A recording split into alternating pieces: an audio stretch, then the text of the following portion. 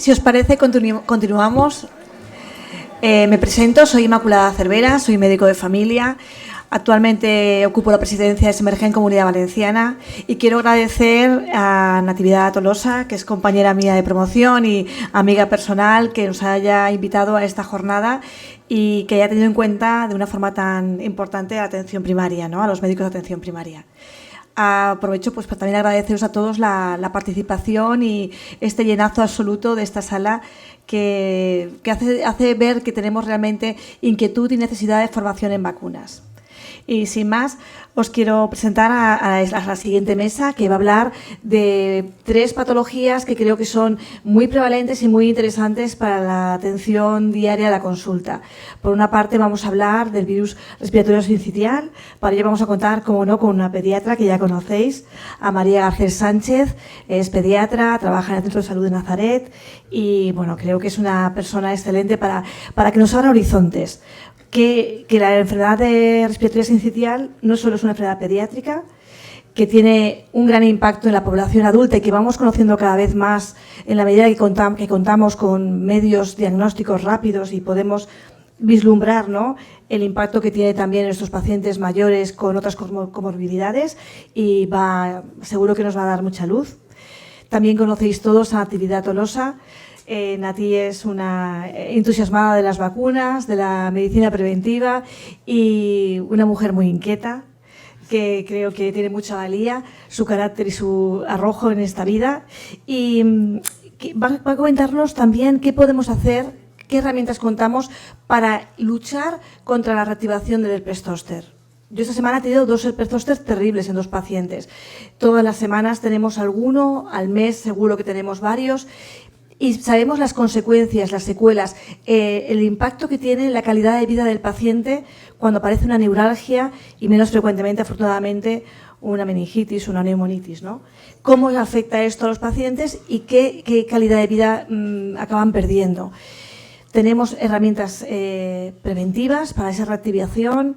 Desde hace años hay novedades. Yo creo que Nati nos va a contar cómo se va a implementar también esa recomendación en nuestra población adulta. Y por último, no lo conozco tanto, pero bueno, Antonio Carmona Serrano es un joven investigador del área de vacunas de Fisabio y nos va a comentar también qué horizonte se nos plantea en la prevención del COVID después de haber hecho una campaña de vacunación exitosa. Llevamos 2021-2022, 2 años de una vacunación intensiva a toda la población, con una adherencia de la población bastante importante y contemplamos algunos con cierta inquietud cómo ha habido quizá una falta de comunicación, una claridad en las normas en estas últimas vacunas de refuerzo que produce cierta desconfianza en los pacientes y que creo que es importante que hagamos una reflexión de saber cómo tenemos que enfocar a partir de ahora la vacunación con estas nuevas vacunas que son bivariantes, que nos pueden ayudar a ir adelantándonos a las cepas que vayan surgiendo de COVID. Bueno, yo creo que lo va a explicar mucho mejor nuestro compañero Antonio y nada, os invito a que participéis después con las preguntas. Sin más, os damos paso. María, empiezas tú. Estos son, antes de comenzar, mis potenciales conflictos de interés. Yo llevo muchos años en lo que es investigación en el ámbito de vacunas y he tenido relación con diferentes empresas farmacéuticas, pero este es mi verdadero conflicto de interés. Son los niños, por eso me hice pediatra, porque lo decidí a los 5 años y la verdad es que no cambié de opinión y estoy encantada con ello. Y claro, cuando hablas de virus respiratorio sincitial, vosotros habréis pensado, mira qué mona, ¿no? Viene a contarnos las bronquiolitis.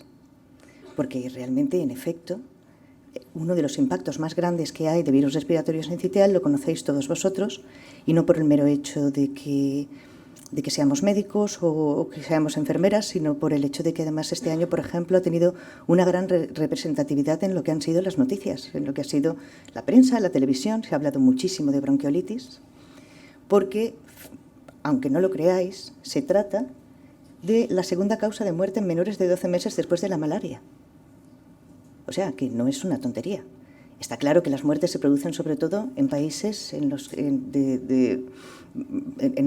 la mayoría de ellos en desarrollo, porque es cierto que en países desarrollados no suele suceder esta cuestión. Pero fijaos el impacto que tiene así, a grosso modo, lo que sería la bronquiolitis en el lactante. Estamos hablando a nivel mundial de la causa más frecuente de infección respiratoria de vías bajas en menores de 5 años, con un impacto de más de 30 millones de casos al año, y de ellos, fijaos que un 10% va a ingresar. Y el ingreso, sin duda alguna, correspondería más o menos pues, a esa parte que vemos de la zanahoria. Pero el impacto real no se conocía porque una de las cuestiones que tenemos, evidentemente, en el ámbito de lo que es en sí la epidemiología de las enfermedades infecciosas es que lo que no se busca, pues evidentemente no existe. Y para ello, pues desde el área de investigación en vacunas de Fisabio, hace unos años se realizó un estudio para que veáis cuál es el impacto significativo que tiene en los pediatras esta enfermedad en atención primaria. Estamos hablando de que de esta incidencia de casos, prácticamente casi el 90% son niños que no van a acudir al ámbito hospitalario y que van a tener una presencia significativa en lo que son las consultas de pediatría de atención primaria. Y si no era suficiente, fijaros que esta enfermedad a corto plazo hace pues exactamente igual que como hace la gripe, que realmente lo que hace es favorecer lo que son las infecciones bacterianas. Eso a corto plazo, pero a largo plazo, en este momento hay, digamos, indicios suficientes como para pensar que la infección por virus respiratorio sincitial es capaz de generar cuadros de sibilancias recurrentes que van a durar perfectamente hasta los 4 o los 5 años. Con lo cual, parece que la bronquiolitis es cosa de niños, pero la gran sorpresa ha sido que, como os decía, como lo que no se busca no se encuentra, no se había planteado el hecho de que esta, digamos, patología que parecería infantil se produce exactamente igual que pasa con el resto de patologías en las edades extremas de la vida. De modo que no solamente va a afectar al más pequeñito, sino que también va a afectar al más mayor. ¿Y datos de esos, Mara? ¿Cómo? Pues fijaos, es que, curiosamente, la pandemia, entre otras cosas, nos ha enseñado la importancia de lo que ya algunos sabíamos, pero que yo creo que cada vez va a tener un peso más específico, que es el hecho de que tenemos que saber la etiología de la patología con la que nos estamos encontrando en algunas ocasiones. Y desde que se comenzó a hacer PCRs en el ámbito hospitalario, coincidiendo con COVID, otros virus respiratorios fueron testados y, curiosamente, virus respiratorio sincitial es uno de los que produce también un impacto significativo en todos aquellos pacientes que son de mayor edad o que cursan con comorbilidades. Fijaros que eso está causado por el hecho de que la disminución de inmunidad, eso que conocemos y que comentábamos anteriormente como inmunosenescencia, implica también un mayor riesgo de poder tener un VRS complicado que va a tener un impacto y que ya en este momento se está estudiando a lo largo de estos últimos 10 años. Si lo vemos, esto correspondería a datos correspondientes a un estudio realizado en Estados Unidos. Fijaros que estamos hablando que de un 3 a un 7% de la población, sobre todo aquellos que tienen mayor riesgo por inmunosenescencia y por complicaciones, va a tener enfermedad, que supone más allá de 177.000 ingresos y que supone muertes del mismo modo que pasa con la enfermedad gripal. Haciendo, pues, digamos, un cálculo estimado para lo que correspondería a países industrializados, fijaros que estaríamos hablando de un impacto significativo.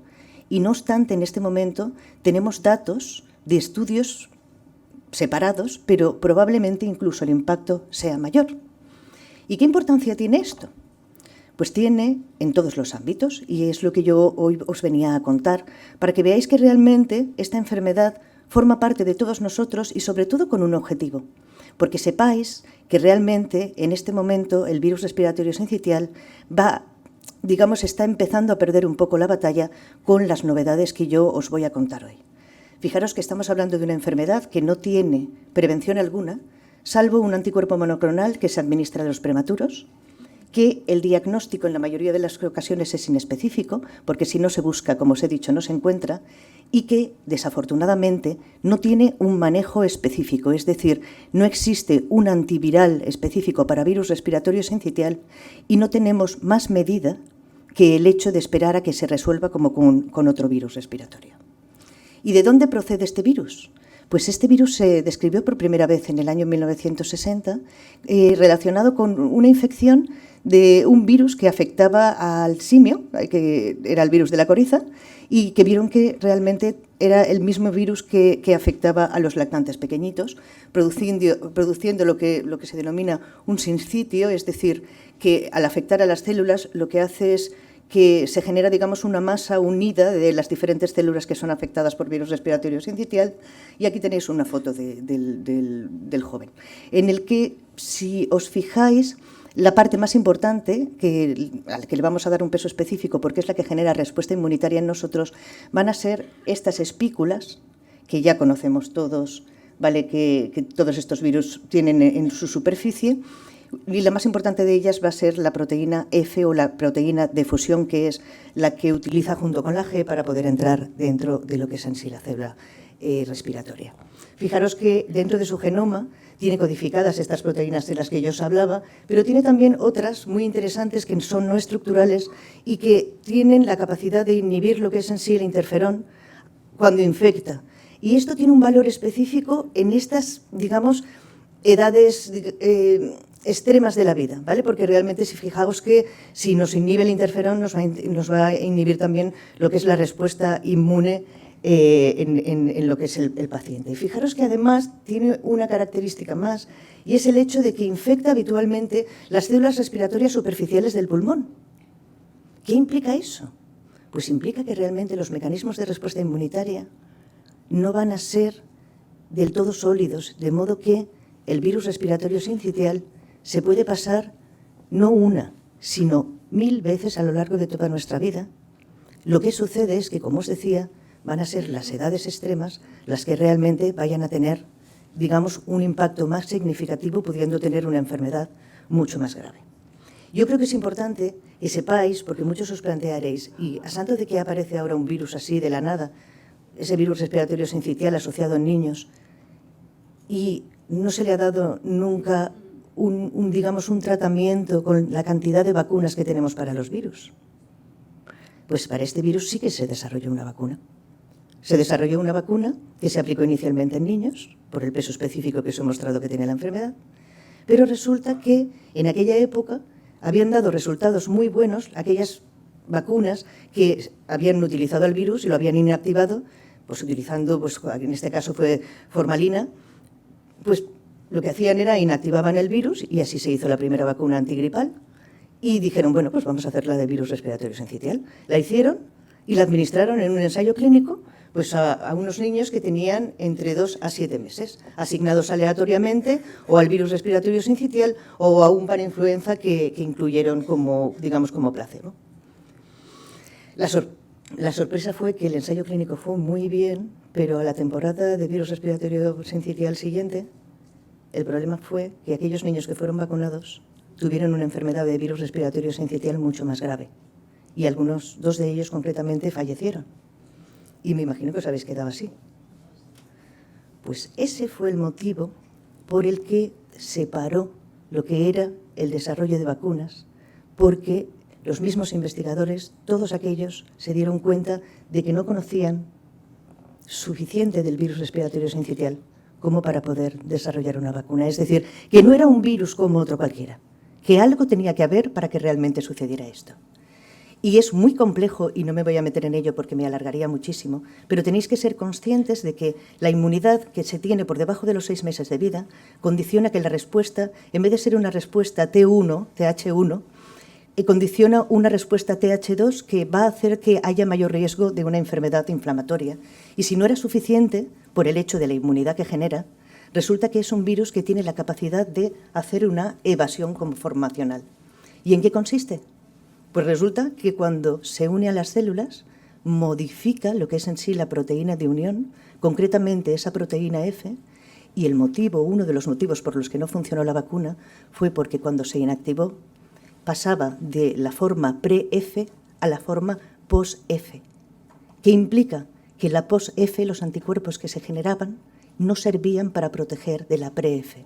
Fijaros hasta qué punto puede ser listo, entre comillas, este patógeno. Hay diferentes sitios antigénicos. Estos sitios antigénicos quiero que los interpretéis como si fueran cerraduras.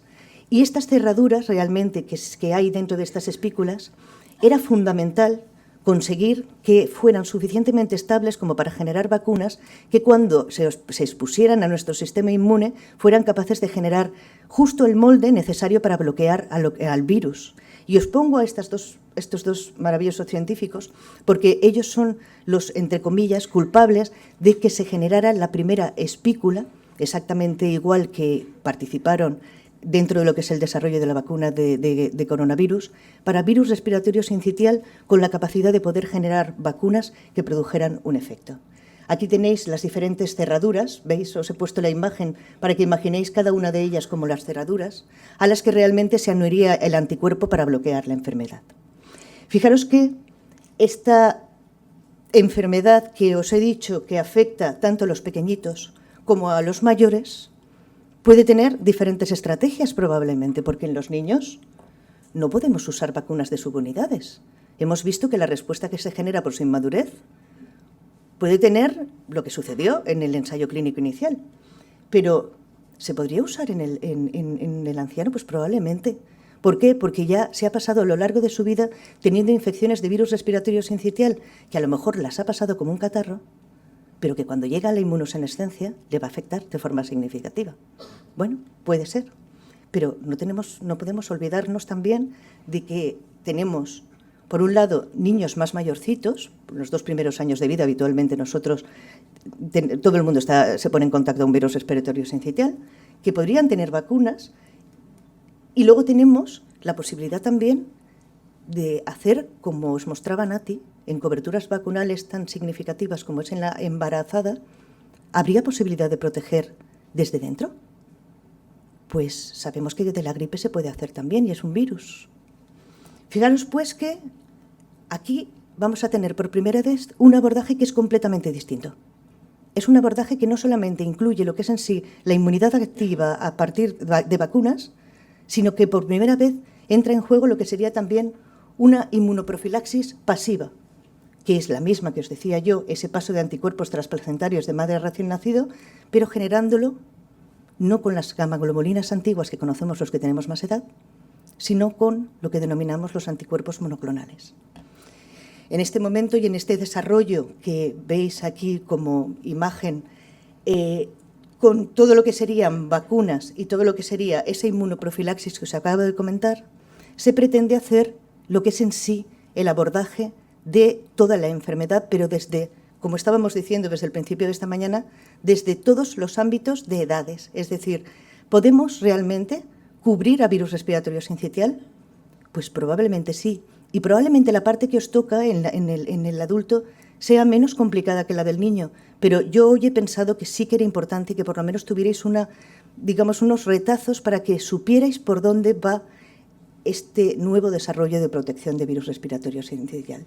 No voy a pararme en los anticuerpos monoclonales, solo comentaros que gracias a estos 2 hombres que recibieron un Nobel, encontraron la manera de generar las células plasmáticas que generan anticuerpos específicos, es decir, un clon específico para un sitio de esa llave que os he mostrado de la proteína, son evidentemente, no son inmortales. Pero ¿qué es inmortal realmente que conozcamos nosotros? Los tumores. Estos 2 investigadores encontraron que a través de lo que denominaron la técnica de viridoma, se utilizaban células tumorales y las unían a estas células que generaban anticuerpos, podían generar anticuerpos monoclonales continuamente. Y eso es lo que ha hecho que se desarrolle, no eso que vosotros concebís ahora desde el punto de vista del adulto como un tratamiento, sino pensadlo desde el punto de vista de poder generar una prevención en un niño muy pequeño que no puede tener una respuesta a vacuna. Pues gracias al desarrollo de estos anticuerpos monoclonales, en este momento disponemos de uno que se lleva utilizando un tiempo, de otro nuevo que lo que hace es unirse a esta zona de aquí arriba, que es el sitio cero, que tiene una potencia mucho mayor y que consigue, probablemente, en base a los ensayos clínicos que se han realizado, una protección mínima de 6 meses y probablemente en los datos que tenemos de la prolongación del ensayo clínico en otros lugares, probablemente llegue hasta 8 meses de protección en la temporada de virus respiratorio sincitial para los niños. Fijaros, pues, que vengo a compartiros algo que puede tener un impacto muy significativo en las consultas de pediatría, porque si hasta ahora los prematuros de riesgo eran los que realmente recibían anticuerpos monoclonales para la prevención de la enfermación, si consiguiéramos aplicarlo a todos los niños, esta bronquiolitis tan famosa que se ha oído durante este invierno podría desaparecer de nuestras consultas. Hay algunos en desarrollo, pero yo ahora quería centrarme en hablaros realmente de lo que sería la protección maternal. Fijaros, pues, que esta era una de las estrategias y probablemente esta estrategia, junto con los anticuerpos monoclonales, venga a significar también la desaparición como tal de este impacto de virus respiratorio sincitial en los niños. Las mujeres, a partir de la semana 35-36, la gestante empieza a pasar anticuerpos de virus respiratorio sincitial. Si ha estado en contacto, evidentemente, porque el título de estos anticuerpos requiere haber estado en contacto con virus respiratorio sincitial. De ahí la importancia de ver realmente si la vacunación funciona y puede acoplarse, digamos, también a la prevención con anticuerpos monoclonales.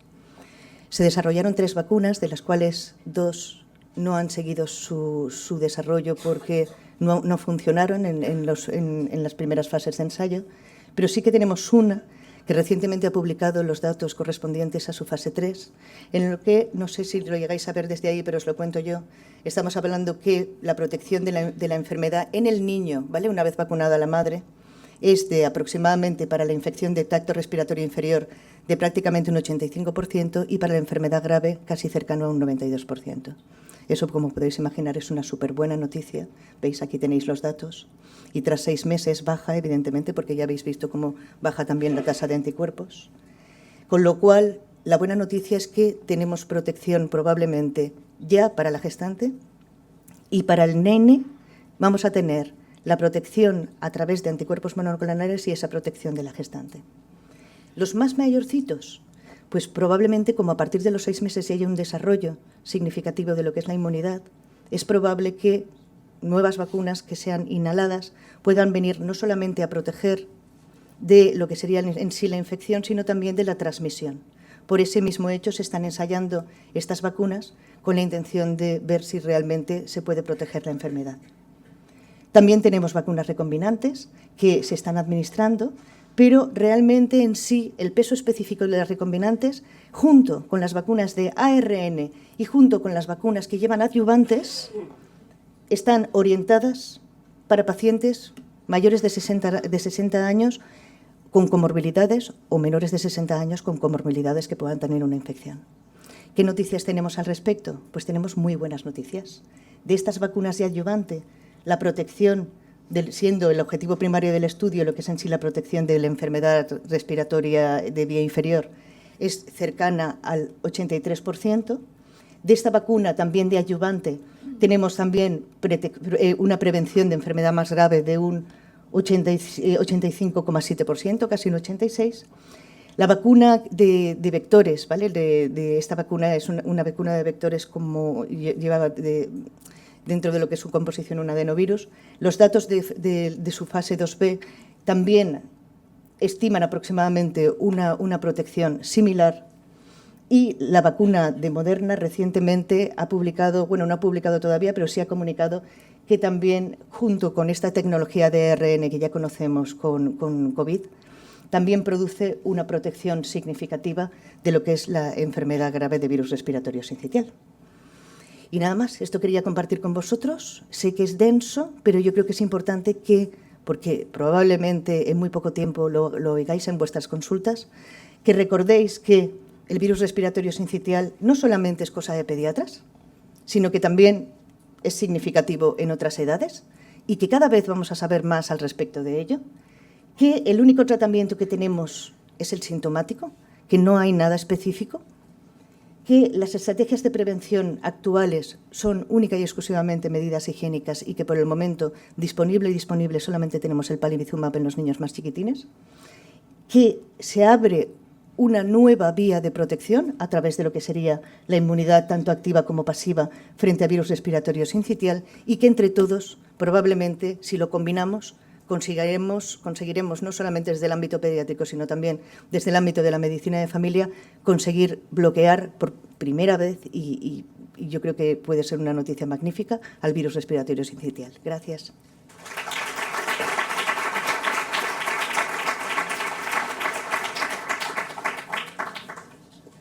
Buenas de nuevo. Muchísimas gracias, Inmaculada, por estar aquí en representación y por tus palabras que me han gustado especialmente.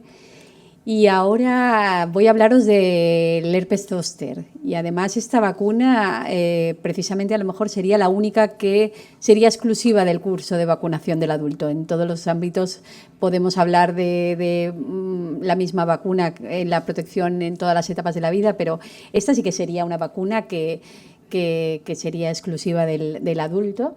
Y además, en estos últimos años hemos tenido grandes y muy buenas novedades que os voy a intentar resumir en estos minutos.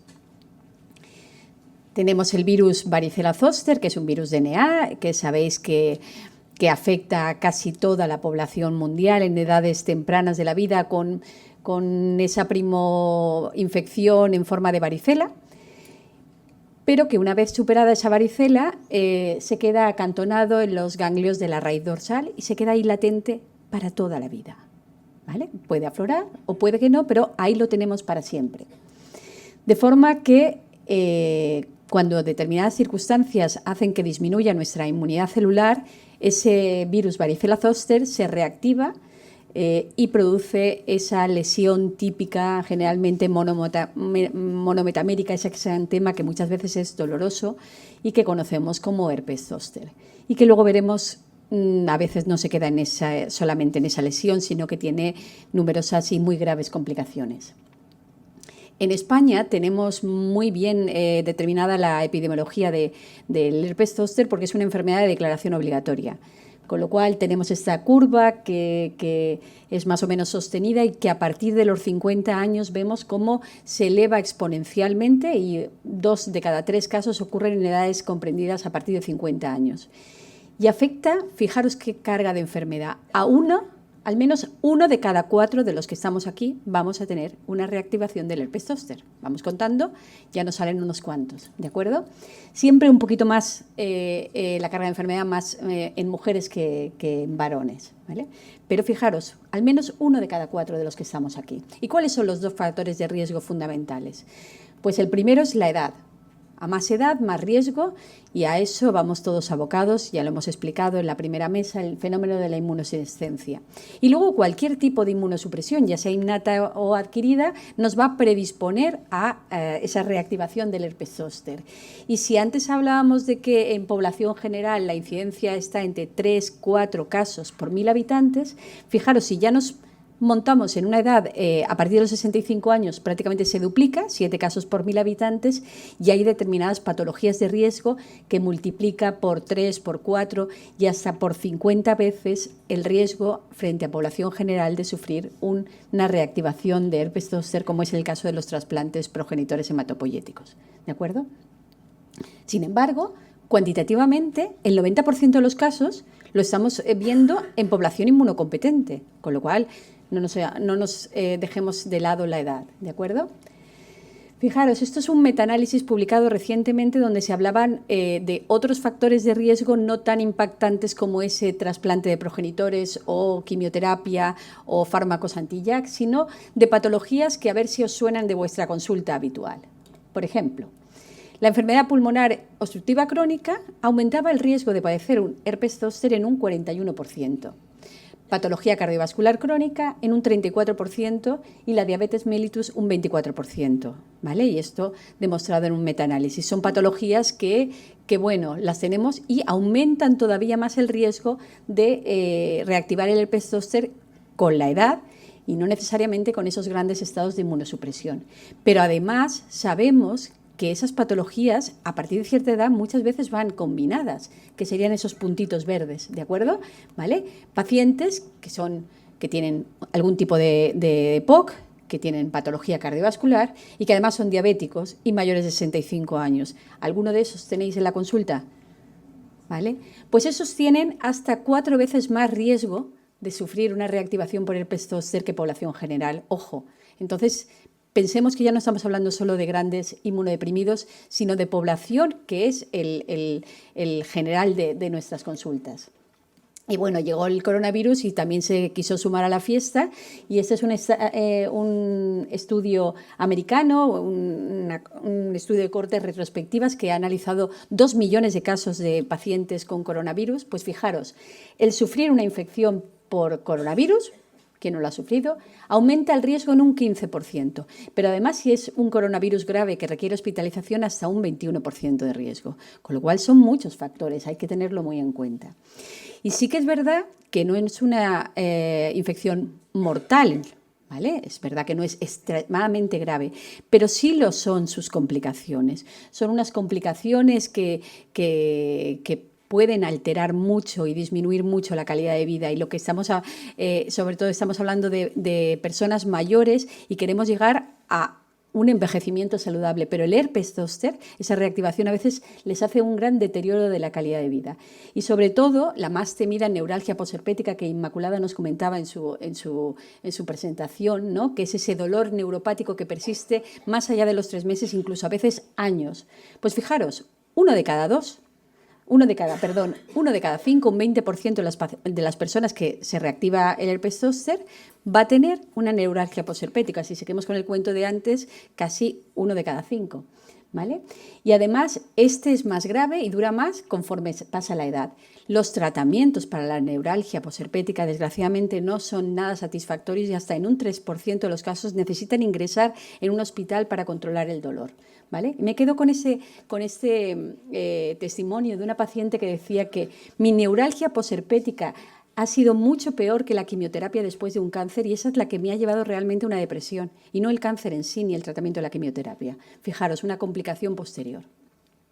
Entonces, podemos prevenir esa reactivación, porque fijaros, aquí en este tema no estamos hablando de evitar la infección, que ya hemos dicho que la infección prácticamente la vamos a tener todos, ¿vale? La varicela, sino prevenir la reactivación de un virus del que ya tenemos, que está latente.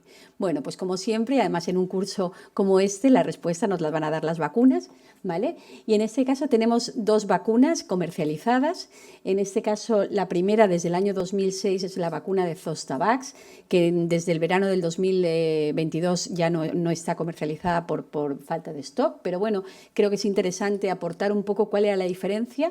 Era una vacuna que como ventaja se administra en dosis única y que tiene una eficacia vacunal moderada, en torno a un 60% frente a la neuralgia posherpética, que es lo que realmente nos interesa. Pero si bien en contra, pues es una vacuna que pasados 4 o 5 años la duración disminuía mucho, y que al ser una vacuna de virus vivos atenuados, como todos sabéis, estaba contraindicada en todo aquel paciente que tenía un tipo de inmunosupresión que era un poco el punto diana más importante. Y desde el año 2018 está aprobada la vacuna de subunidades recombinantes que comercializa la casa GSK, que se llama Shingrix, ¿vale? Y que tiene en el antígeno la glicoproteína E, y lo más importante es que está adyuvada con un adyuvante, el AS01B, que le da refuerza mucho la inmunidad celular y humoral, y es mucho más potente y duradera. Esta vacuna ha tenido un desarrollo clínico muy potente, donde el área de investigación en vacunas de Fisabio ha colaborado en todas sus fases y ha tenido un papel fundamental. Y fundamentalmente se ha desarrollado con 2 ensayos pivotales, que son el ZOE50, cuyo objetivo primario era ver la eficacia en la prevención del herpes zóster en personas mayores de 50 años, y el ZOE70, pues con un objetivo primario en mayores de 70 años. Fijaros qué resultados tenemos en eficacia, ¿vale? en cualquiera de las cohortes a partir de 50 años, que es para donde la vacuna está indicada, ¿vale? Por encima del 96,6%, 97,4%, incluso en mayores de 80 años, que sabéis que la inmunosenescencia también les debilita un poco la respuesta vacunal, está por encima del 91%. Resultados espectaculares. Y además nos interesaba mucho también con estos ensayos pivotales ver cómo prevenían la neuralgia posherpética, que es la complicación que es tan temida. Pues fijaros, en las cohortes entre 50 y 70 años, una eficacia vacunal del 100%, que baja al 93% en la cohorte de 70-71 años y que por encima de 80 años, ahí hay un rango de edad muy amplio, aún supera el 70%. En estos ensayos, que tienen unos grupos de unas 15.000 personas cada uno de esos ensayos, las personas tenían numerosas comorbilidades, pero no se incluyeron específicamente grupos de estos de riesgos que hemos dicho anteriormente, sino que hay otros desarrollos en marcha, otros ensayos con pacientes VIH, pacientes trasplantados, esos están todavía en marcha. Y bueno, como os decía, la vacuna está comercializada desde el 2018, aunque ahora veremos cuándo la hemos tenido aquí realmente, pero por ejemplo Estados Unidos sí que la ha tenido desde el 2018 y ellos sí que han podido publicar datos de efectividad, ¿vale? Porque cuando hablamos de eficacia hablamos de condiciones ideales en los ensayos clínicos, que es lo que hacen en Fisabio, pero luego en vida real pues siempre los datos cambian un poquito, a veces disminuyen. Bueno, pues estos ya son datos de efectividad en Estados Unidos y fijaros que globalmente se mantiene una efectividad del 85% y siempre por encima del 80% en cualquiera de las cohortes de edad a partir de 50 años, incluida también la de los mayores de 80 años.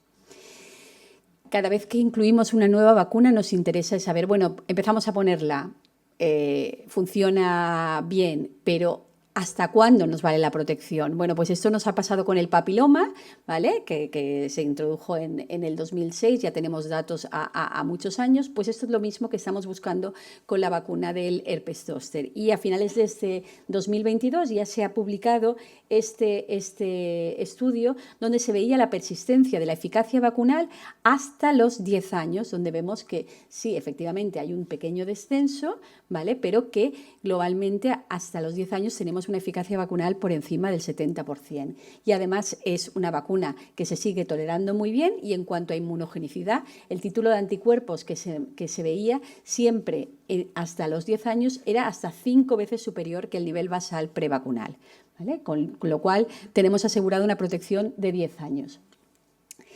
Y ahora os comentaré a quién vamos a vacunar. Estamos hablando todo el rato del grupo de mayores de 50 años, pero en inmunodeprimidos también se ha aceptado a partir de 18 años. Entonces, pensar un paciente con un trasplante de progenitores que se vacuna a los 18 años, ¿vale? Y se le previene esa reactivación del herpes zóster, pero claro, tiene un recorrido muy largo, estamos hablando de 10 años. Bueno, pues ya se están viendo qué pasaría si a los 10 años administráramos una única dosis de recuerdo, ¿vale? Pues lo que se obtiene es que a los 10 años, si administramos una única dosis de recuerdo, pues se produce una respuesta anamnésica potente, duradera y sobre todo bien tolerada, que es lo más importante. Os he hablado de eficacia, os he hablado de efectividad, pero en vacunas, si no pasan este primer corte de seguridad, nada va para adelante, ¿vale? Pues deciros que esta vacuna recombinante, es una vacuna especialmente algo más reactógena que la media, y eso hay que tenerlo muy claro cuando se recomienda. Es más reactógena, tanto a nivel de eventos adversos locales, sobre todo dolor en el punto de inyección frente a placebo, como algunos sistémicos que fundamentalmente son mialgias, fatiga y dolor de cabeza, pero son eventos adversos no duraderos, no más allá de 1 o 3 días, relativamente bien tolerados y que no se han encontrado eventos adversos graves. Y lo bueno es que, al ser una vacuna de 2 dosis, hemos visto que, a pesar de ser algo más reactógena, la complementación de la segunda dosis ha sido superior al 95%, con lo cual esos eventos adversos no han provocado una falta de adherencia a la segunda dosis. ¿vale? Desde el 2018 ya se incluye la recomendación de esta vacuna de subunidades cuando en España estuviera disponible en el documento de la ponencia de grupos de riesgo del Ministerio. No esperaron, no pensaban que nos iba a venir lo que nos iba a venir y que tardaría tanto. En el 2021, incluso antes de llegar, ya hacen una recomendación específica, ya hacen un documento específico, y el año pasado la Consellería elabora también un protocolo con instrucciones claras sobre grupos de riesgo aquí en el ámbito de la Comunidad Valenciana. Entonces, vamos a efectos prácticos. ¿Cómo lo tenéis que poner? Vale.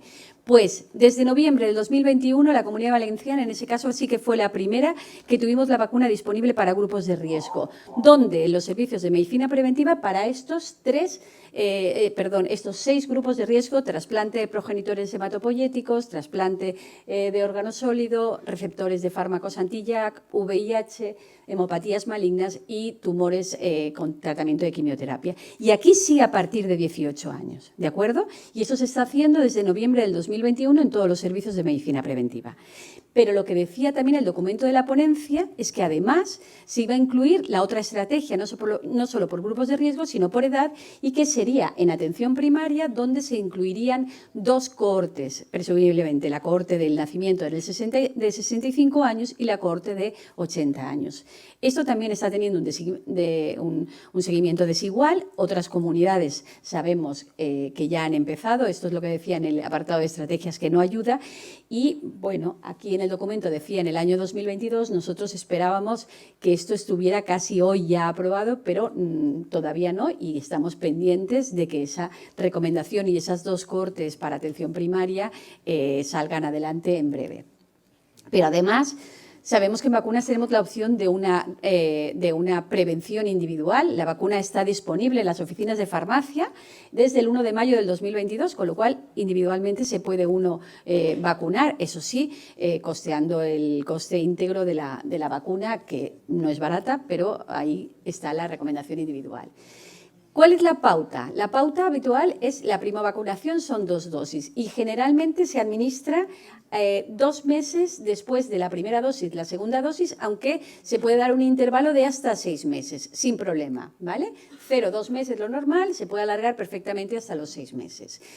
Hay en ficha técnica una excepción, y es que a veces, sobre todo en estos casos en donde la inmunosupresión todavía no está, pero está programada, es decir, imaginaros un trasplante de progenitores que está programado o un paciente que está en hemodiálisis y que se le va a hacer un trasplante de órgano sólido, pero no sabemos en qué momento va a llegar, podemos adelantar esa primovacunación con un intervalo más reducido, en este caso de 28 días estaría aceptado, ¿vale? ¿Cómo? Pues recordamos en estrategias que se puede coadministrar. En ficha técnica tenemos la coadministración aceptada con gripe inactivada no ayudada, con DTPA, con neumococo, pero fijaros, ya la CIP del CDC, para facilitarnos un poco la tarea, sacó un documento el año pasado en el que nos decía que se podía coadministrar con cualquier vacuna de adulto, incluida la vacuna de COVID. Y esto pues facilita mucho y hace una vacunación oportunista, porque sabéis cuántos pacientes mayores van a vacunarse de COVID, pues al mismo tiempo se puede vacunar de zóster. Y como últimos aspectos prácticos, porque os pueden surgir y son dudas muy importantes, y el no saber esa duda nos puede generar parar la vacunación y otra oportunidad perdida, y es lo que no queremos, ¿y si esta persona que ahora por cohorte le corresponde y la puede venir a vacunarse, la vacuna de recombinante, se vacunó de la vacuna de virus vivos atenuados? Hay que esperar 5 años, ¿vale? 5 años es lo que nos dan las recomendaciones. Y otro aspecto muy importante que os va a surgir seguro en la consulta: ¿y si esta persona ya ha tenido un herpes zóster? Bueno, pues desgraciadamente no hemos llegado antes de esa reactivación, pero sabéis que hasta un 13% de personas tienen herpes zóster recidivantes. Hay en marcha también un ensayo para ver si esta vacuna puede prevenir las reactivaciones seriadas de la gente que tiene herpes zóster recurrentes, pero lo que está claro es que el primero ya no lo hemos podido prevenir, pero es probable que podamos prevenir, y se puede vacunar en el momento que ya ha superado ese primer episodio. No hay que esperar un intervalo de 1 año, no hay que esperar nada. En el momento que ha superado el primer episodio, la reactivación, ya se puede recibir la vacuna de subunidades, ¿vale? Entonces, hemos contemplado la seguridad, hemos contemplado la efectividad y eficacia y la duración. Así es que os mando los mensajes, que como sí que es verdad que es una vacuna nueva, pues os he aumentado el número de mensajes, pero creo que es importante, y es que el herpes zóster, en la primera parte ha quedado claro que es una enfermedad que tiene una elevada carga, ¿vale? Cada vez mayor por la evolución de la pirámide poblacional, que tiene complicaciones graves. Hemos hablado de la neuralgia, pero también se ha demostrado que aumenta el riesgo de accidentes cerebrovasculares y que afectan mucho a la calidad de vida, que las opciones de tratamiento tanto del herpes zóster como de sus complicaciones son muy limitadas y a veces muy insatisfactorias, que ahí va a entrar la herramienta de prevención en vacunas para controlar esas complicaciones, un apartado terapéutico, y que tenemos un doble abordaje, la edad y los grupos de riesgo, ¿vale? Que ahora mismo está a disposición esa vacuna recombinante que está indicada para mayores de 50 años, solamente por edad, y a partir de 18 años con esos grupos de riesgo que hablábamos, que es una vacuna muy segura, aunque algo más reactógena y deberemos advertirlo, y que tiene una elevada eficacia, una elevada efectividad vacunal y que además se mantiene en todas las poblaciones y en todos los grupos de edad, que eso es fundamental, y que por lo menos la persistencia al menos la tenemos a 10 años. Así es que nada, muchas gracias y espero no tener preguntas.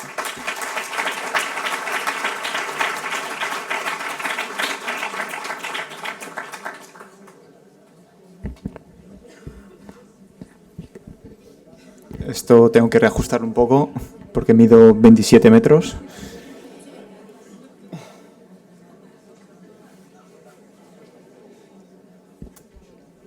¿Se me oye aunque esté a esta distancia? Si no, voy a tener que mantener esto en mis brazos durante media hora o así.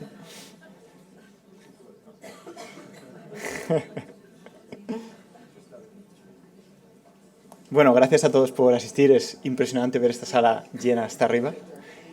Hoy he venido a hablaros de lo que hace no muchos meses fue trending topic. Sigue siendo también muy hablado en los medios y demás, las vacunas COVID-19. Es verdad que, conforme al título original de la charla, he querido darle un poco un cambio de narrativa y lo que quiero hacer hoy es invitaros a un viaje en el que vamos a intentar responder 5 preguntas clave para entender la situación actual y el rumbo futuro en las vacunas COVID-19. La primera pregunta, la más básica de todas, ¿qué tenemos ahora mismo sobre la mesa, dentro de los congeladores, dentro de las neveras en nuestros centros de salud? Bueno, esto es un panorama general de la situación COVID-19. Hemos tenido, en cuanto a vacunas, casi un 70% de la población mundial ha recibido al menos una dosis de vacuna COVID-19. Esto significa que 13,23 billones de personas han recibido al menos una de estas dosis de vacunas COVID-19 y a día de hoy se ponen 1,1 millones de vacunas cada día. Sin embargo, en el lado malo de estos números, tenemos que solo un 26% de la población en países en vías de desarrollo ha recibido estas vacunas COVID-19. Esto creo que ya lo sabemos todos de sobra. Simplemente quería mencionar que a día de hoy, a nivel europeo, tenemos 4 plataformas tecnológicas de vacunas COVID-19 en las que se han basado las vacunas que tenemos a día de hoy. Son las vacunas de ARN mensajero, las vacunas de vector adenoviral, las vacunas de virus inactivados y las recién llegadas vacunas basadas en proteína recombinante. Segunda pregunta, ¿qué necesitamos ahora? Y para mí hay 3 factores que son claves a día de hoy en la prevención de COVID-19 por vacunas a corto plazo. La primera, continuar teniendo una protección amplia frente al menos la COVID-19 severa, en especial en los grupos de riesgo que son los que a día de hoy más nos conciernen. Esto sería idealmente también muy importante que tuviera una cierta protección cruzada frente a las variantes que están circulando ahora mismo de Omicron y futuras variantes que tenemos.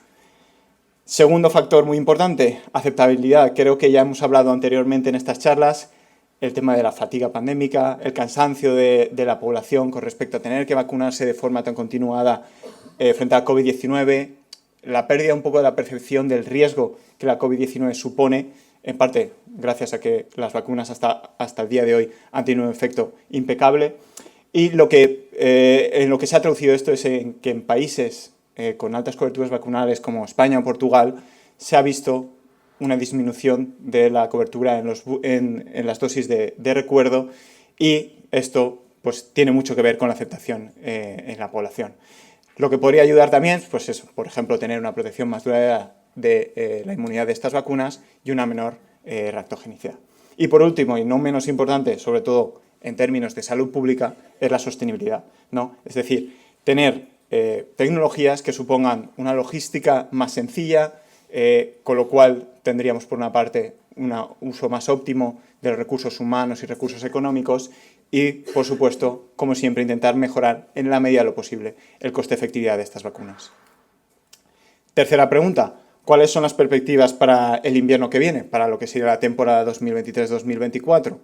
Y para hablar de lo que creo que va a pasar, primero me gustaría retrotraerme en los 2 últimos años y empezar por lo que, pongo entre comillas, temporada, ¿no? Porque sabemos esto de que el COVID todavía no se ha estacionalizado, pero a efectos prácticos lo hemos estacionalizado. En la temporada de 2021-2022, la vacunación se centró en las terceras dosis. Para eso también se hizo una recomendación a toda la población, con especial atención, por supuesto, a los grupos de riesgo, mayores, personas con inmunosupresión, etc. Para esta temporada de vacunación COVID-19 se administraron principalmente vacunas de ARN mensajero monovalentes, basadas en la wild type original de Wuhan, y lo que se hizo fue, para aquellas poblaciones de riesgo en las que también está recomendada la vacuna de la gripe, muy inteligentemente, combinarla con la campaña de vacunación de la gripe. Con esto lo que conseguimos, y aquí tenéis el gráfico con la cobertura para España, fue una cobertura en torno al 70% para todas las edades, que fue ligeramente inferior a la conseguida para la prima vacunación, que fue en torno a un 85%.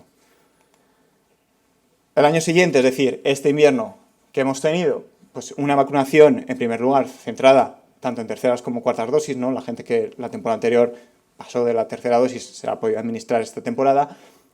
También se ha producido la vacunación en torno a otoño, aunque, como vemos, la temporada de vacunación COVID también sigue abierta todavía y junto a la gripe hasta febrero. Y lo que cambió de la temporada anterior a esta fue que ya se cerró un poco más la recomendación únicamente a mayores de 60 años y a población de riesgo. Lo que también cambió con respecto a la temporada anterior fue el tipo de vacuna que se administró como dosis de recuerdo, que para esta temporada fue una vacuna de ARN, o fueron un par de vacunas de ARN mensajero bivalentes basadas en la variante original de Wuhan y la variante BA4, BA5 de Omicron. También se sincronizó con la gripe y lo que vemos, aunque lo señalo en rojo porque hay que cogerlo con pinzas, fue una cobertura en torno a un 20% versus la cobertura del 70% que habíamos tenido con la tercera dosis. ¿Por qué hay que cogerlo con pinzas? Porque obviamente la recomendación se hizo solamente a un grupo muy concreto de la población. Entonces, visto lo visto, ¿qué tenemos ahora mismo en cuanto a situación de vacunados en España? Lo que vemos es que estos datos los he sacado del estudio de Covirec que tenemos, de los perfiles de vacunación que hemos visto para los hospitales que participan en España. Lo que tenemos es que un 75 a un 85% aproximadamente han recibido vacunación de ARN mensajero homólogo, ya sean 2 vacunas en pauta primaria, 3 vacunas, es decir, con tercera dosis, o 4 vacunas de ARN mensajero. El resto de combinaciones suponen entre un 15 o un 25% de las personas vacunadas en España. Por lo tanto, sacando ahora mi bola de cristal, ¿no? Y haciendo predicciones y futuras recomendaciones, lo que vemos es que hasta ahora ha habido un dominio de las pautas homólogas con vacunas de ARN mensajero. Lo que pienso que podría ocurrir, que debería ocurrir, es continuar haciendo énfasis en las recomendaciones en personas mayores de 60 años y demás población de riesgo. También sería muy eficiente sincronizar esta vacunación COVID-19 con la vacunación de la gripe, pero lo que pienso que va a cambiar, o que también debería cambiar para la temporada que viene, sería diversificar más las plataformas tecnológicas de vacunas COVID-19 que empleamos.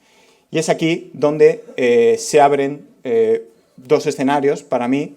El primero, ambos escenarios, por supuesto, son totalmente válidos, de hecho, hasta ahora el escenario número 1 ha funcionado excelentemente, especialmente frente a las manifestaciones más severas de la COVID-19, y estos escenarios serían continuar con lo que hemos hecho en la temporada 2022-2023, vacunas de ARN mensajero bivalentes, continuar con estas pautas homólogas. Probablemente teníamos que pensar en sí reformular el contenido en variantes de estas vacunas. Y la otra opción, que también me parece muy interesante, sería una convivencia entre pautas homólogas y pautas heterólogas al introducir lo que serían las vacunas de proteína recombinante que han sido autorizadas más recientemente como booster. Entonces, pregunta número 4. ¿Cuáles son nuestras opciones? La primera que os he comentado. Vamos a seguir con la vacunación con ARN mensajero bivalentes, potencialmente con posición a determinar, ¿no? Aquí luego discutiremos si podemos llegar a alcanzar un modelo similar al modelo de la vacunación de la gripe. Y los antecedentes de esta opción sería lo que ha pasado en la anterior temporada. Y básicamente es que la autorización de las vacunas de ARN mensajero bivalentes se ha realizado o se realizó en torno a inicios de otoño de 2022 y se basaron en datos de inmunogenicidad y no en datos de eficacia clínica. Por eso ha sido muy importante conseguir datos durante otoño e invierno que nos den una idea de la efectividad de estas vacunas bivalentes como una cuarta dosis frente a COVID-19, no solo frente a hospitalización, sino también frente a sintomatología de COVID-19. Y en especial, obviamente, ver si han sido efectivas frente a las variantes que realmente estaban circulando entre nosotros, que han sido la BA4, BA5 y la BQ1, BQ.1 en España. Los datos que he podido encontrar y los distintos estudios que he podido encontrar se centran principalmente en Estados Unidos, Israel y el Reino Unido. Y el primer estudio realizado por el CDC de Estados Unidos indica que la administración de una dosis de refuerzo con ARN mensajero bivalente proporciona una protección adicional de entre 28% si la última vacuna de ARN monovalente se administró entre 2 y 3 meses y del 48% si esta última dosis se había administrado más de 8 meses anteriormente. Y esto fue frente a infección sintomática, para los que dicen que las vacunas de COVID-19 no protegen frente a COVID-19 sintomática, en adultos de más de 50 años que habían recibido previamente 2 o más dosis de vacuna ARN monovalente. Como veis, a medida que pasa más tiempo desde la última dosis, el beneficio adicional es mayor, lo que también nos da una indicación de cómo estas vacunas de ARN mensajero monovalente decaían en su protección con el tiempo. El segundo estudio, también realizado por el CDC, pero en este caso frente a hospitalización asociada a COVID-19, nos dieron unos resultados en mayores de 65 años de una protección adicional entre el 73% y el 84%. Esto quiere decir, cuando hablo de protección adicional, que el grupo comparador es personas que habían recibido ya 2 o más dosis de ARN mensajero, mientras que la protección absoluta se refiere a la comparación con el grupo de no vacunados. Claro, obviamente, a día de hoy es muy difícil encontrar un grupo de no vacunados, por lo que tener también medidas de protección absoluta es un poco complicado de interpretar, porque un grupo de no vacunados, cuando hay tanta cobertura vacunal a día de hoy, no puede ser enteramente comparable al de vacunados. Entonces, tenemos en estos dos estudios de Estados Unidos muy buenos resultados de efectividad en el mundo real. Y, por último, un estudio en el Reino Unido, y aquí cabe destacar que mientras que en Estados Unidos y en la Unión Europea las bivalentes administradas se basaban en la formulación original de Wuhan y BA4, BA5, en Reino Unido tiene la particularidad que se empleó la bivalente con la original de Wuhan y la BA1, la Omicron BA1. En este caso también observamos una protección adicional del 57% si habían pasado 6 o más meses después de la última dosis frente a la hospitalización en mayores de 50 años y en individuos con grupo de riesgo, que había recibido 2 o más dosis previamente, no necesariamente de primo-vacunación con ARN mensajero, también podría ser de primo-vacunación con vacunas de vector adenoviral. Y algunos me preguntaréis, ¿y qué pasa con las nuevas variantes de Omicron, ¿no? La BQ1, el Kraken, ¿no? XBB1, que tanto me ha impactado su nombre? Bueno, aquí os estoy enseñando unos resultados de un preprint en el que se analiza la inmunogenicidad de la vacuna bivalente Spikevax de Moderna como dosis adicional en frente a diferentes variantes de la que tenemos, tanto en individuos con infección previa como en individuos sin infección previa. Lo que vemos básicamente es positivo, son un aumento de anticuerpos neutralizantes con respecto al pre-booster a los 29 días después de administrar la vacuna bivalente, y también vemos un aumento con individuos que tenían infección previa, aunque debido a la inmunidad natural establecida tienen un baseline un poquito más elevado y hay menor diferencia entre ellos. Esto lo que nos da una idea es que sí, también estas vacunas bivalentes de ARN mensajero tienen una buena capacidad de neutralización cruzada frente a variantes que, aunque genéticamente distintas, son de una misma rama y aunque sean divergentes. Entonces, en cuanto a la opción 1, ¿qué datos, qué evidencia tenemos a favor de continuar con los boosters homólogos? Primero, datos de inmunogenicidad, como hemos visto, se produce una mejora clara de las respuestas de anticuerpos neutralizantes frente a las subvariantes de Omicron en comparación con los boosters anteriores que se habían realizado con vacunas de ARN mensajero monovalente. También tenemos datos de efectividad en el mundo real. Se produce una protección bastante efectiva frente tanto a hospitalización, pero no olvidemos que también frente a infección sintomática. Y aquí se plantea una pregunta, porque claro, ahora mismo las vacunas están enfocadas en Omicron BA4, BA5 o BA1. Tocará reformular para la temporada que viene. Para esto es muy importante, por supuesto, monitorizar las subvariantes de Omicron o potenciales otras subvariantes que vayan apareciendo para poder tener al menos en el futuro, luego hablaremos de esto, un modelo similar de la gripe en el que tengamos que pensar anualmente qué variantes se van a incluir en las vacunas COVID-19 cada año. También hemos observado en este caso una disminución de la efectividad en torno a los 6 meses, lo cual sigue de momento reforzando la idea de tener un booster anual. La opción 2, la convivencia entre lo que acabamos de ver y una pauta heteróloga en la que se añada o se administre como quinta dosis una vacuna de proteína recombinante. Para hablar de pautas heterólogas también es importante tener una idea de lo que pueden beneficiar estas pautas heterólogas, y es que distintos estudios han certificado que tener distintas plataformas tecnológicas que se administren como vacuna pueden conseguir una mayor intensidad, una mayor amplitud y una mayor duración de estas respuestas inmunes. Por ejemplo, tenemos aquí en esta figura vacunas de ARN mensajero que lo que producen son unas respuestas eminentemente humorales mediadas por anticuerpos, aunque también producen respuestas celulares, esto no lo vamos a negar. Y por otro lado, vacunas, por ejemplo, de vector adenoviral que producen respuestas predominantemente celulares mediadas por células C, lo que hacen una combinación en pauta heteróloga es sacar lo mejor de cada una de estas versiones, activar rutas complementarias del sistema inmune y producir una respuesta más eficiente y potencialmente más duradera. Me gustaría destacar antes que nada que las vacunas de proteína recombinante no son una tecnología nueva en el mundo de la vacunología, no es algo que se ha desarrollado, se ha puesto a punto o se ha terminado de poner a punto con la pandemia COVID-19, sino que tiene un extenso background en relación a seguridad y efectividad.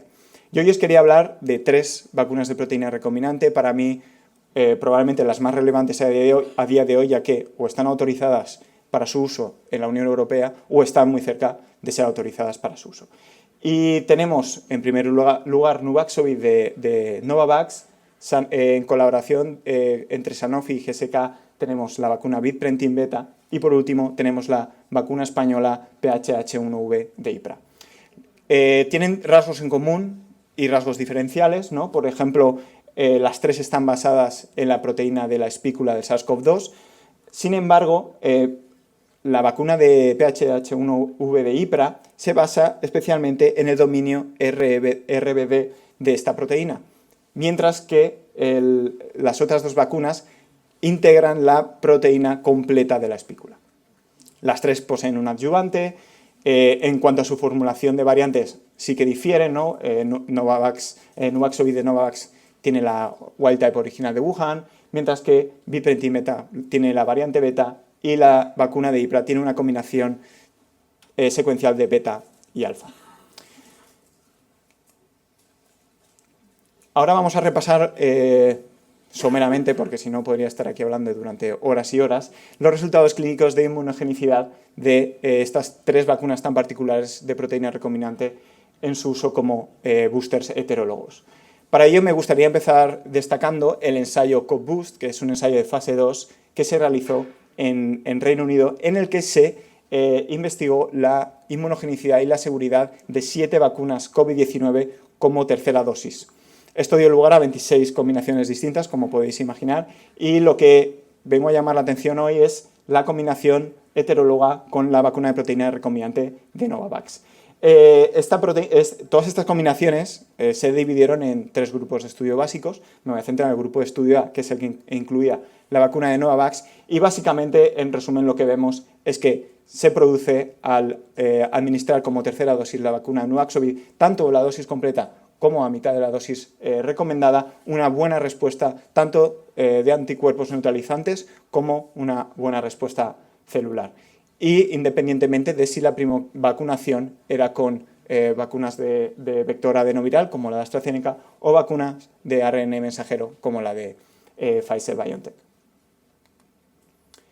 A continuación tenemos resultados de inmunogenicidad para la vacuna Biprentin beta de Sanofi.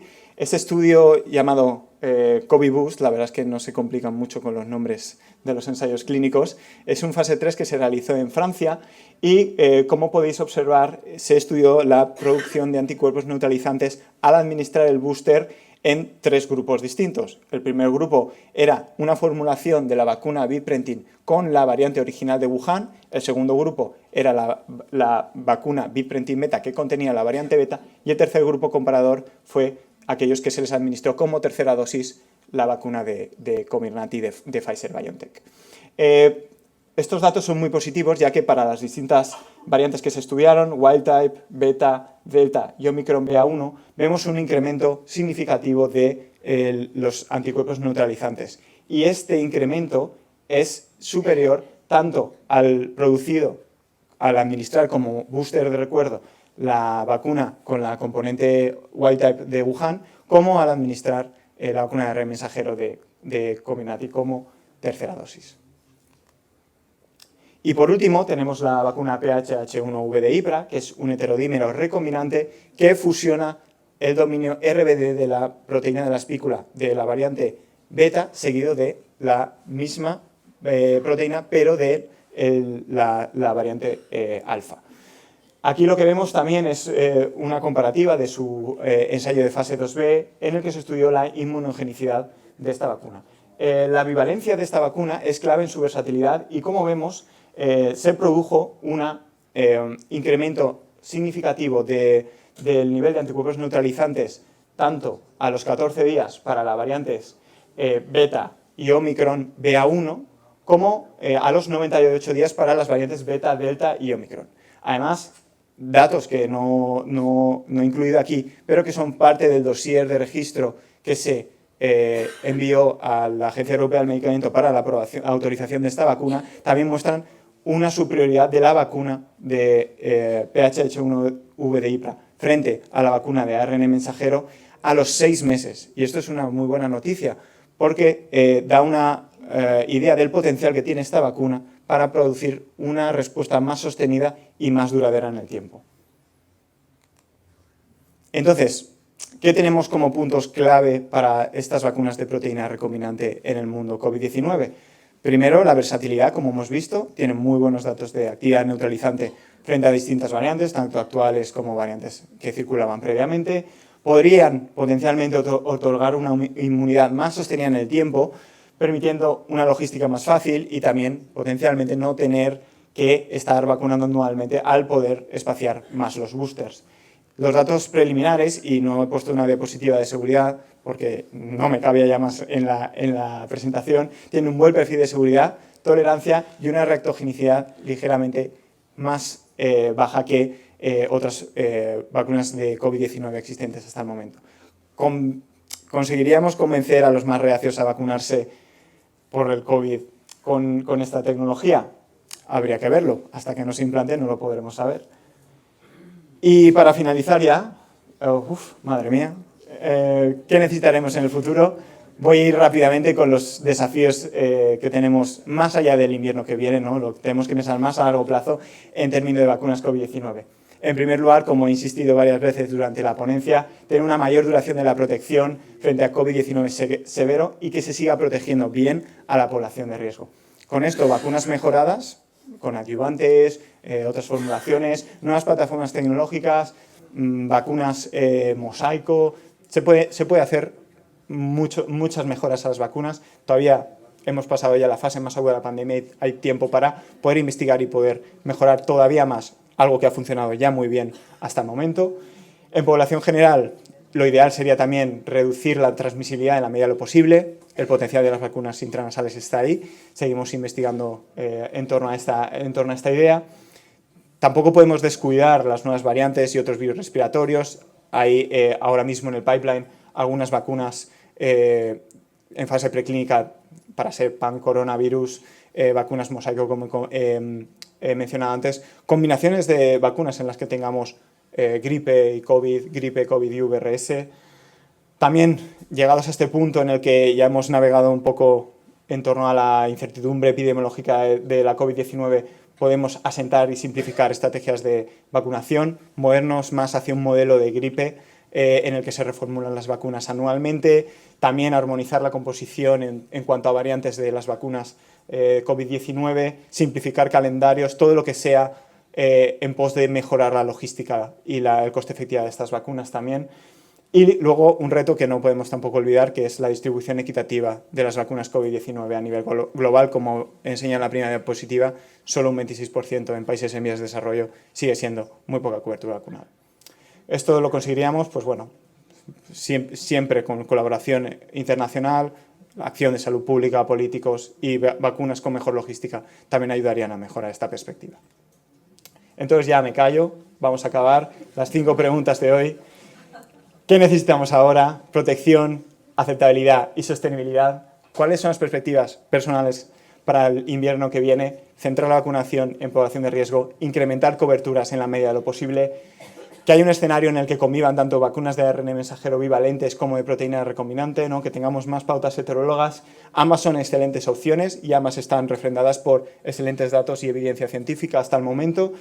Y, por supuesto, seguir enfrentándonos a los desafíos, tanto presentes como futuros, con más investigación, colaboración y siempre más datos. Muchas gracias.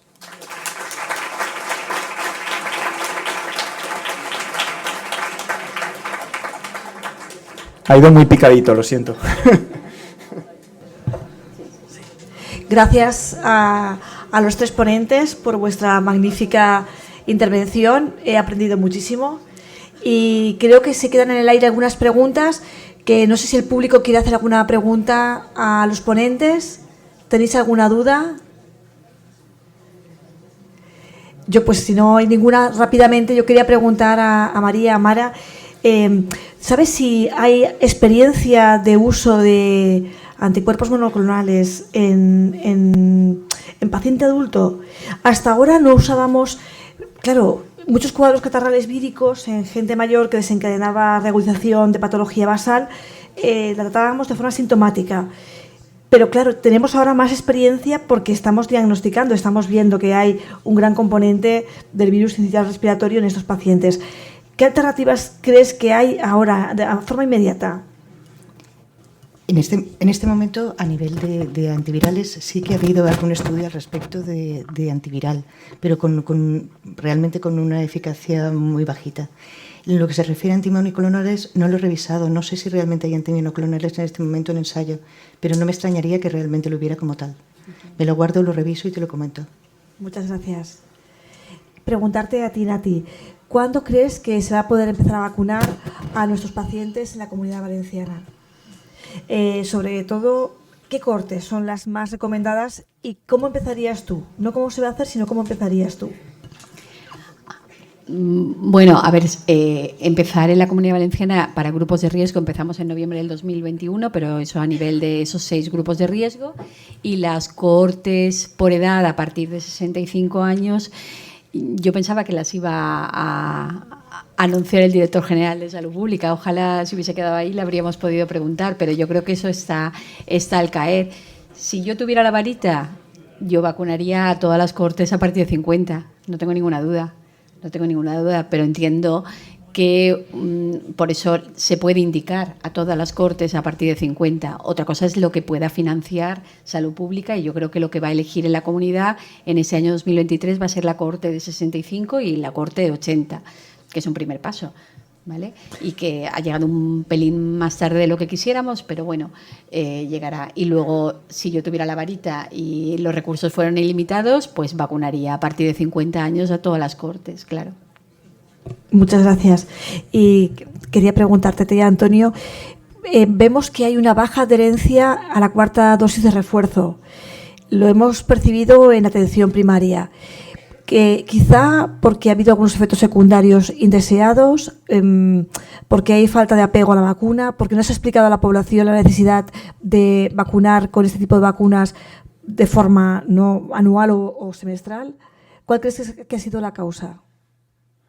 Bueno, en primer lugar, como he comentado, creo que la percepción de estar fuera de riesgo, la gente ya cree que no hay pandemia, que este virus ya no es relevante.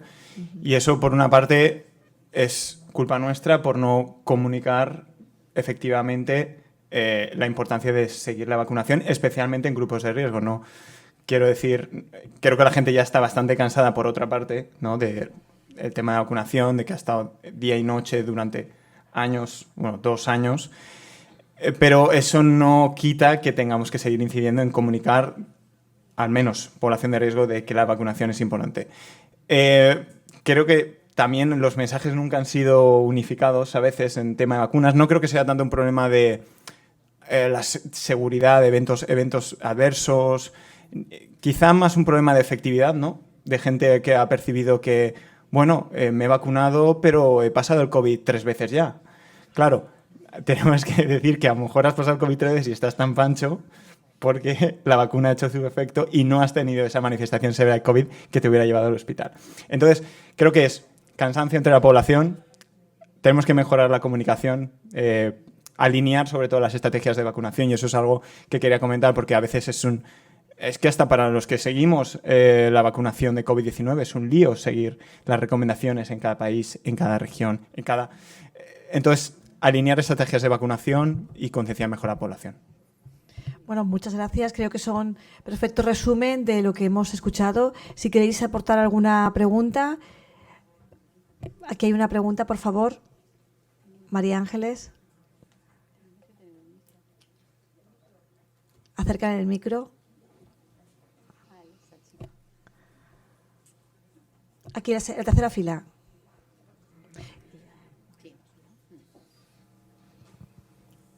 Buenos días, gracias. Estupenda mesa. Muchísimas gracias.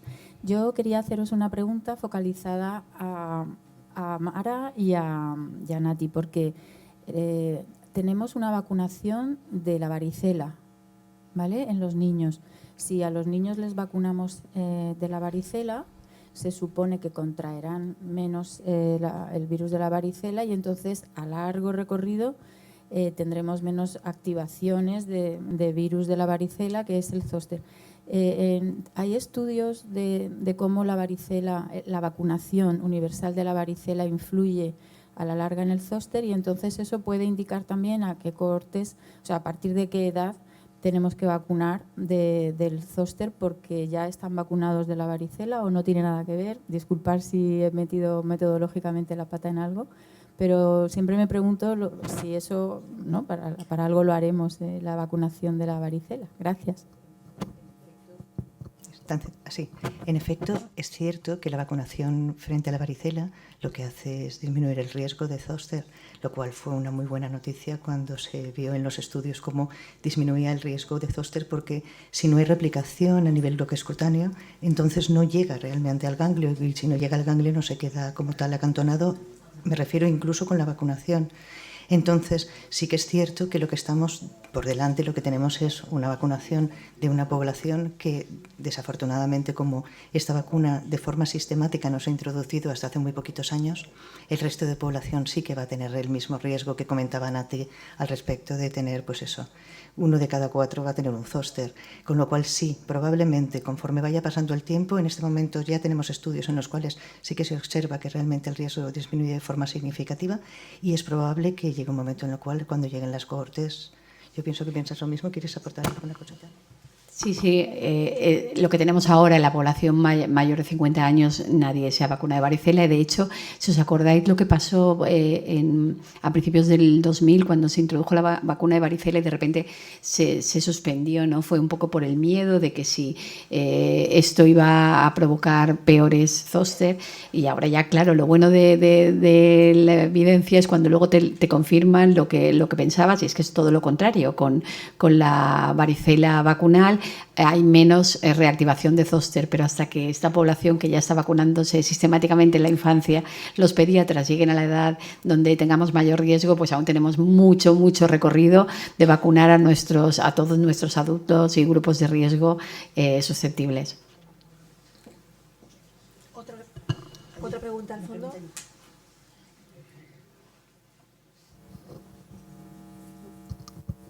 Hola, quería hacer una pregunta sobre la vacunación del zóster. Cuando habéis comentado que si han pasado el zóster sí se pueden vacunar, si no tienen síntomas.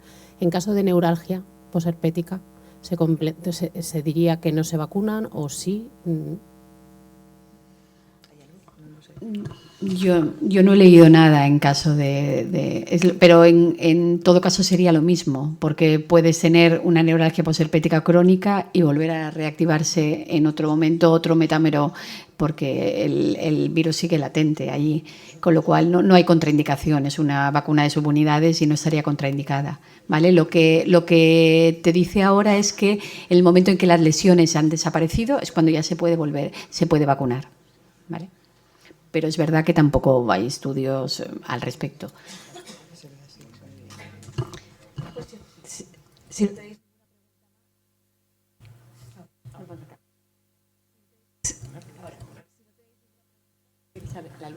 Ahora, si no tenéis ninguna pregunta, pasamos a tomar el café, un pequeño descanso, un breve descanso y volvemos es a las 11:45.